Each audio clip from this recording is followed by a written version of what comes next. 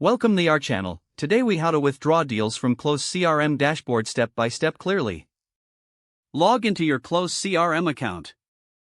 Navigate to the dashboard where your deals are displayed. Identify the deal you wish to withdraw. Click on the deal to open its detailed view. Look for the options menu within the deal details. Select the withdraw option from the menu. A confirmation prompt may appear. Review any information regarding the withdrawal process. If everything is satisfactory, confirm the withdrawal. The deal will now be marked as withdrawn. Check for a notification indicating the successful withdrawal. Return to your dashboard to verify the deal status. Ensure that the deal no longer appears in your active deals list. If needed, revisit the deal to confirm its details.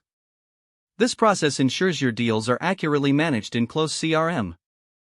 If the page does not load, refresh the browser or try again in a private or incognito window. Make sure you are using the correct email address, then retype it carefully to avoid small typos.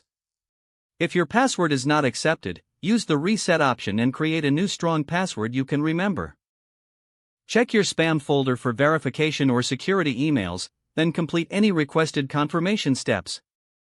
Enable two-factor authentication if available to improve account security and reduce unauthorized access risk. After signing in, review your profile details so your contact information and settings are accurate and current. If you see an error message, note it down and try again after restarting your device and internet connection.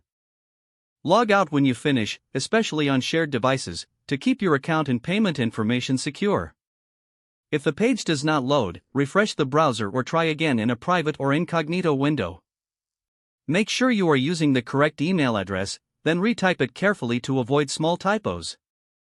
If your password is not accepted, use the reset option and create a new strong password you can remember.